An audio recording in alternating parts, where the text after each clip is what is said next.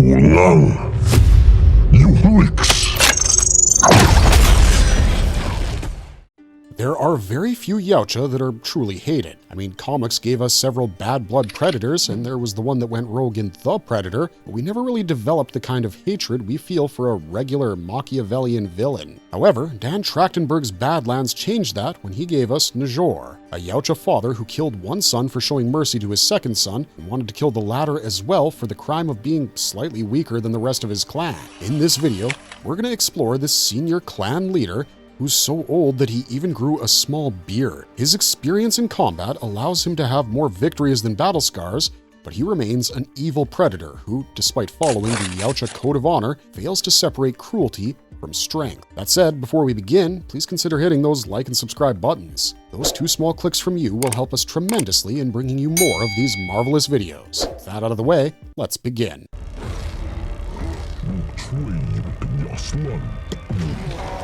Njorr's story begins on Yautja Prime, the brutal, multiple sun-scorched world where survival itself is a daily challenge. Nobody knows much about his early years, but what is clear is that he came from a bloodline of elite hunters, the kind whose names carried weight even in the hallowed halls of the hunting clans. From a young age, Njorr was trained to carry that legacy forward. His first hunt earned him the mark of the blooded, and over decades, he rose through the ranks by surviving one deadly campaign after another. The weak didn't last long on Yautja Prime, but Njorr wasn't weak. Far from it. He built his reputation on fear and respect, growing into a warrior of near mythical status. By the time his dreadlocks turned gray and his victories outnumbered his scars and wounds, he had become a clan leader, commanding warriors who treated his word as law. During this time, Njorr mated with a female Yautja and fathered a litter. Among them was his eldest son, Quay, strong, loyal, and promising. But his other child, Dek, was different. Dek was smaller and weaker. In other words, Dek stood out for all the wrong reasons in a society that valued only the strong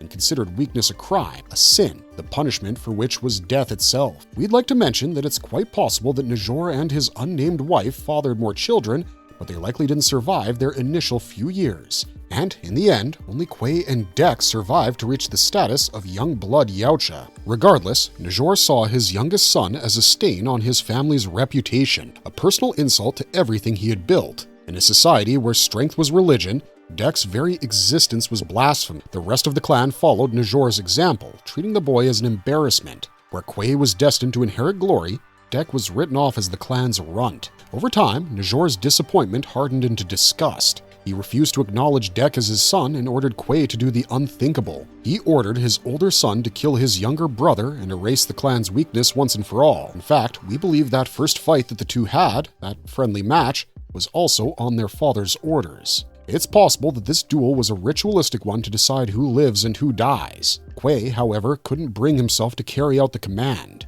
He saw something in Dek that his father didn't.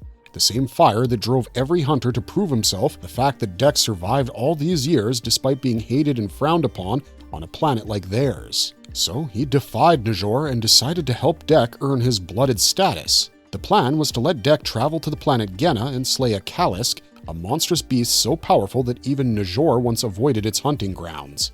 In fact, Njorr was actually afraid of the beast. If Dek succeeded, he would return with a trophy worthy of respect and maybe even his father's forgiveness. Together, the brothers prepared for the hunt, unaware that Njorr was watching. The old warrior arrived on his hoverbike, cloaked in his signature armor, the very image of authority and cruelty. As soon as Dek saw him, he drew his wrist blades and sliced open his own palms, which was a traditional gesture of respect among Yautja. Bleeding freely, he greeted his father with honor, but Njorr didn't respond. His focus shifted immediately to Quay, favored son who had disobeyed him. The tension was thick enough to cut through with a plasma blade. Njorr demanded to know why Quay hadn't done his duty. Quay argued that Dek deserved a chance to hunt, to prove himself like any other warrior, but Njorr's patience ran thin. He declared that Dek was a liability, a weakness that needed to be culled before it infected the entire clan. When Quay claimed that Dek would bring home the Kalisk's head, Njorr mocked him, calling him foolish and his brother pathetic.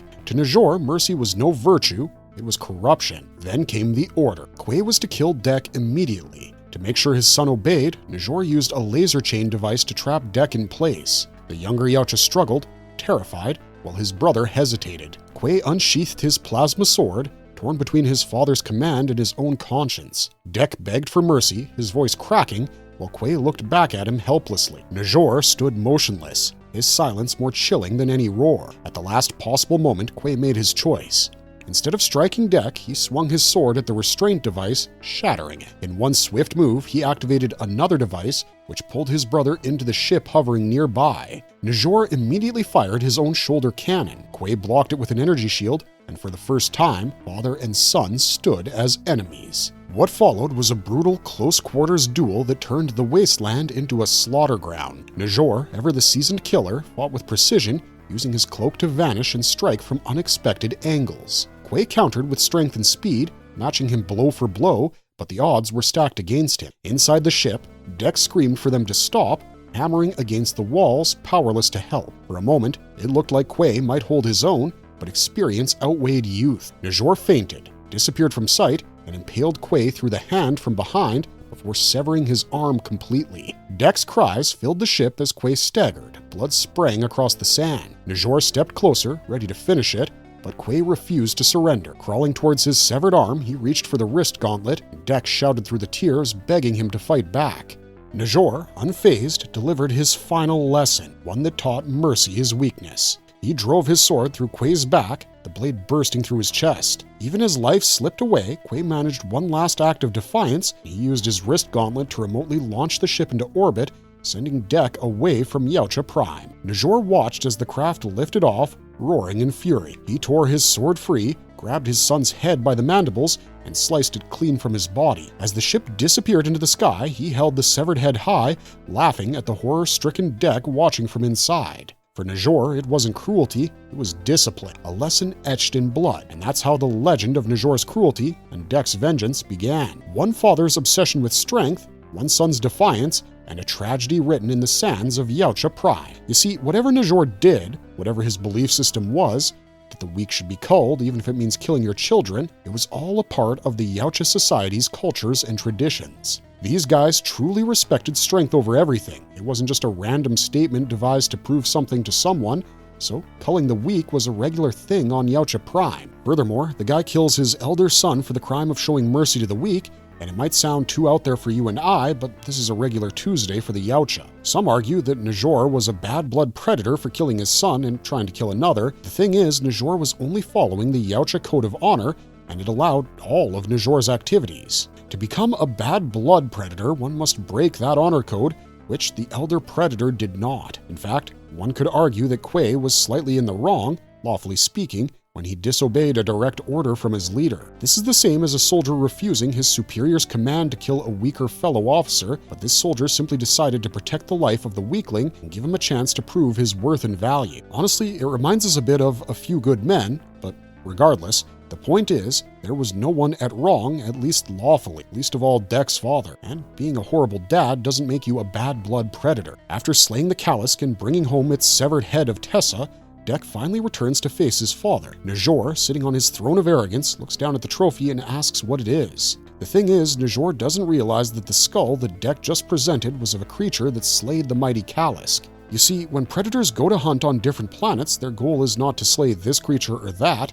Their ultimate prize is the most formidable and deadly prey from that planet. As far as Genna is concerned, it was the Kalisk which was the ultimate trophy, but then Tessa, Thea's twin sister, killed the Kalisk, which immediately promoted Tessa to the rank of the highest valued prey. Dek thought his father would understand that, and without hesitation, he demanded two things: a cloaking device and recognition as a blooded member of the clan. To any other Yautja, those requests would have been fair after such a hunt. But Njorr wasn't any other. He was too proud to admit that the runt he'd written off had done what few warriors could. Worse, accepting Dek's victory meant admitting that he'd murdered Quay, his favorite son, for nothing. So, in classic bitter old warrior fashion, Njorr sneers, denies Dek's request, and orders two guards to kill him. Big mistake. Dek makes quick work of both guards with the ease of someone who's been waiting his whole life for this moment. Wrist blades through armor, combi stick through the chest, not even breaking a sweat. Njorr watches his bodyguards hit the ground, realizes the danger, and pulls out his plasma sword. What follows isn't a duel between equals,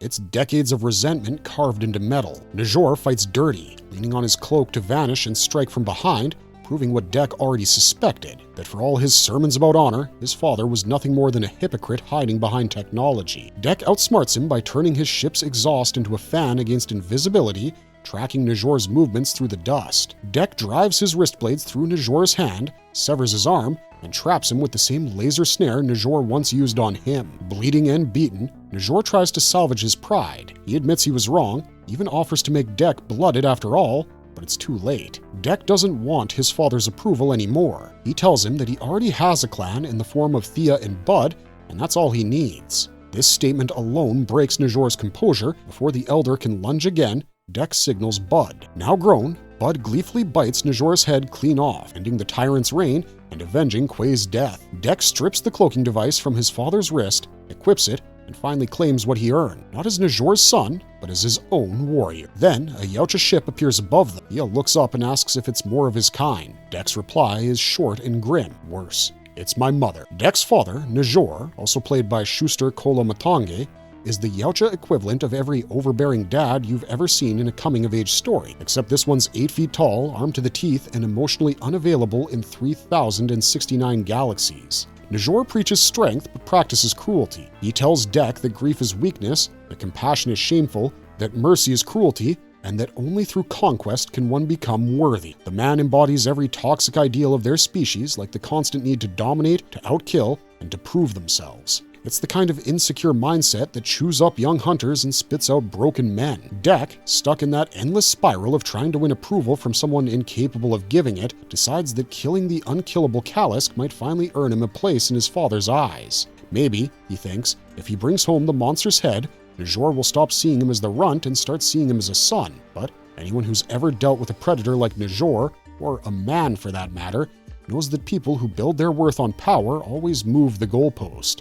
Masculinity like his depends on the illusion that there's always another test to pass. When Dek lands on Genna to hunt or die trying, he insists on doing it alone, which is a classic loner warrior shtick. But fate had other plans. He crosses paths with Thea, a Weyland-Yutani synthetic who's been through her share of trauma, Bud, a small but oddly loyal creature who takes a liking to him. Both save Dek more than once, and he keeps pushing them away, still trapped in that mindset of I need to win or I'm nothing. The farther he gets from his father's voice, though, the more he starts to question it. Thea tells him about wolves. In her world, packs survive not because of the fiercest killer, but because one of them, the alpha, the leader, protects the others. For Dek, the Yautja Code, which glorifies isolation and slaughter, suddenly looks hollow. Strength, he realizes, isn't about being feared, it's about who you're willing to defend. The revelation changes him from a boy who wanted to hunt alone to a man who leads with loyalty and companionship. This way, Njorr's years of teaching his child toxic traits are washed away, and yet,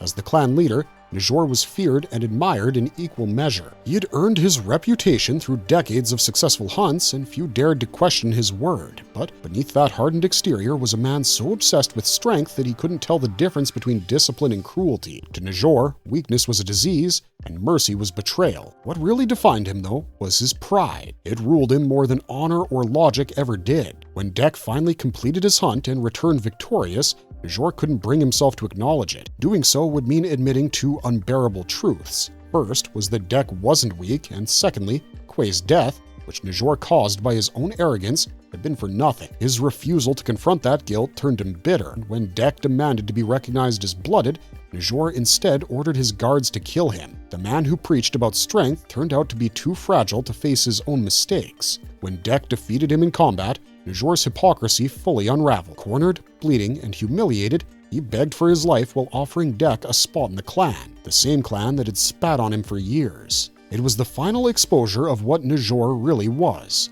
Not a warrior, but a coward propped up by tradition and fear. Dek refused his offer, telling him that his new clan was with Thea and Bud. For someone like Njorr, that rejection cut deeper than any blade. In the end, the old warlord met his death in fitting irony. He was impaled through the same hand he had once used to strike Dek, lost an arm the same way Quay did, and was trapped in the same laser chain he used to humiliate his son. Then came Bud, the offspring of the Kalisk Njorr had always feared, who bit his head clean off. It was karmic justice delivered by the very creature Njorr once mocked Dek for respecting. Dek took his father's cloaking device as a final gesture, not out of spite, but to reclaim what his father's pride had stolen, the right to define strength on his own terms. So yeah, despite being a clan leader, Njorr was killed by a supposed runt of the litter. Hey, that reminds us.